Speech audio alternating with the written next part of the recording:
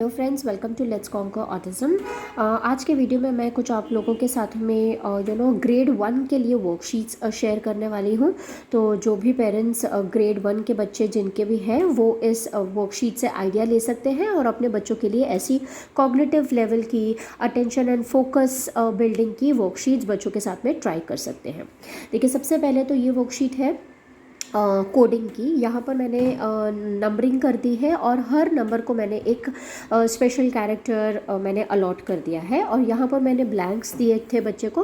तो बच्चे को क्या करना है, जो भी नंबर है उसके अकॉर्डिंग बच्चे को वो स्पेशल कैरेक्टर जो है वो उसके नीचे लिखना है। यहाँ पर आप अपने बच्चे के अकॉर्डिंग भी वर्कशीट बना सकते हैं। यहाँ पे मैंने थोड़े ज़्यादा कैरेक्टर्स लिए हैं। अगर आप चाहें तो स्टार्टिंग में 3, 4, 5 ऐसे भी आप ले सकते हैं depending on your child's level. ये बहुत ही अच्छी अटेंशन और फोकस बिल्डिंग एक्टिविटी है। इससे बहुत अच्छे तरीके से बच्चे का जो अटेंशन है वो इम्प्रूव होगा। ठीक है, बढ़ते हैं नेक्स्ट वर्कशीट की तरफ। ये नेक्स्ट वर्कशीट में मैंने ऑपोजिट्स लिए हैं ताकि बच्चा खुद अपने आप वो ऑपोजिट्स लिखे और बच्चे का रिवीजन होता रहे। देखिए फ्रेंड्स, हमें बहुत ज़्यादा ज़रूरी है कि हम रिवीजन करवाते रहें। अगर हम रिवीजन करना छोड़ देते हैं कोई भी कंसेप्ट का, तो ऑटिस्टिक बच्चों की ये टेंडेंसी होती है कि वो बहुत जल्दी चीज़ें भूल जाते हैं।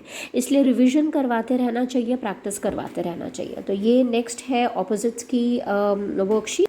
उसके बाद मैंने ली है things that you need for a task. अभी यहाँ पे आप depending on your child's level आप उसको कोई टास्क जैसे आपने लिख दिया। जैसे मैंने यहाँ पे वॉशिंग क्लोथ्स लिए हैं और यहाँ पे मैंने कुछ उसको एक प्रॉम्प्ट दिया कि आपको 4 पॉइंट्स लिखने हैं कि जब हम क्लोथ्स धोते हैं, क्लोथ्स वॉश करते हैं, उसके लिए हमें कौन सी चीज़ों की रिक्वायरमेंट होती है वो आपको लिखना है। ये वर्कशीट से बेसिकली बच्चे का जो एनवायरमेंटल अवेयरनेस है वो इम्प्रूव होता है और बच्चा काफ़ी नई चीज़ें सीखता है, स्टेप्स सीखता है।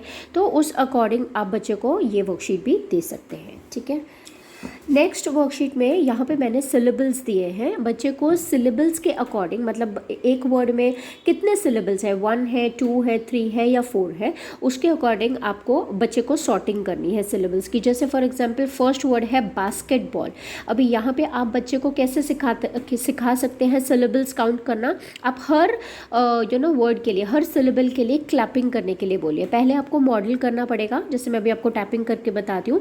बास्केट बॉल, तो आपको पूछना कितने आपने क्लैपिंग की या आपने कितनी टैपिंग की। Basket ball. ठीक है, तो बच्चे को समझ में आ गया कि 3 क्लैपिंग की, तो ये 3 लेटर वर्ड है। जितनी भी टैपिंग आप करते हो, पहले आप भी कर सकते हैं, बाद में बच्चे को भी आप सिखा सकते हैं, ट्रेन कर सकते हैं। तो जितनी भी क्लैपिंग या टैपिंग होती है, बास्केट बॉल, तो बच्चे ने लिख दिया 3 लेटर में, 3 बार क्लैप किया वहाँ पे। फिर नेक्स्ट है कैट, तो यहाँ पे 1 सिलेबल। तो ऐसे करके आप बच्चे को सिलेबल्स काउंटिंग करना सिखा सकते हैं और शॉर्टिंग करना सिखा सकते हैं। देखिए, अगर आप यहाँ पर देखेंगे कि मैंने कुछ फ्रेम्स दिए हैं। कुछ बच्चों को स्पेशल अवेयरनेस नहीं होती है, वो कभी बहुत ज़्यादा बड़ा लिखते हैं, कभी बहुत ज़्यादा ऐसे ऊपर की तरफ जाती है उनकी हैंड राइटिंग। तो देखिए, जैसे अभी बच्चे ने यहाँ पे पिंक लिखा है, बहुत वो ऊपर की तरफ जा रहा है, मतलब स्ट्रेट लाइन हमारी जैसे ऐसी होती है, तो बच्चा ऊपर की तरफ जा रहा है। ये सारे जो आप देखेंगे, ये सारे लेटर्स ऊपर की तरफ जा रहे हैं। तो इस केस में आप क्या कर सकते हैं, इस केस में बच्चे के लिए आप ऐसे फ्रेम्स बना के दे सकते हैं ताकि बच्चे को ये आइडिया मिले कि मुझे जो भी वर्ड होता है, बड़े वर्ड्स होते हैं तो बच्चा पूरा बॉर्डर ही क्रॉस कर जाते हैं। अभी यहाँ पे उनको ये समझ में आता है कि हाँ, मुझे इतने स्पेस के अंदर ही मुझे वर्ड लिखना है।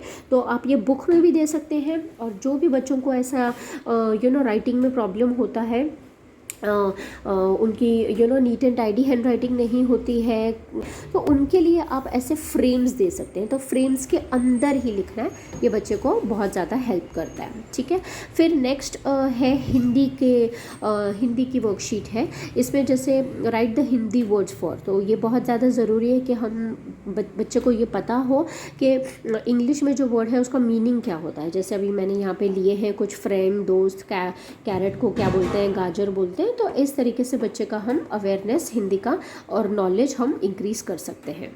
नेक्स्ट वर्कशीट है टेंस एंड वंस की, मैथ्स का कंसेप्ट है। तो यहाँ पे आप बच्चे को क्या करना है, वहाँ पे बच्चे को बीड्स ड्रॉ करना है according to tens and ones. यहाँ पे क्या करना है बच्चे को, जैसे आपने एक नंबर लिख दिया, मैं अभी आपको एक करके दिखाती हूँ। तो यहाँ पे देखना है टेंस कितने हैं 38 में, तो उतने बीड्स ड्रॉ करेगा बच्चा, 1 2 3। और वंस कितने हैं, 1 2 3 4 5 6 7 8। ठीक है, तो इस तरीके से बच्चे को हम देंगे और बच्चा उस हिसाब से वर्कशीट करेगा। टेंस एंड वंस का कंसेप्ट प्रैक्टिस करने के लिए ये बहुत ही अच्छा तरीका है वर्कशीट देने का। अभी यहाँ पे जैसे मैथ्स का कंसेप्ट लिया है, बच्चों को फर्स्ट ग्रेड में टेबल्स आ जाते हैं, तो आप बच्चे को पूरे तरीके से रोट मेमोराइज करवा सकते हैं, टेबल्स लर्न कर सकता है बच्चा।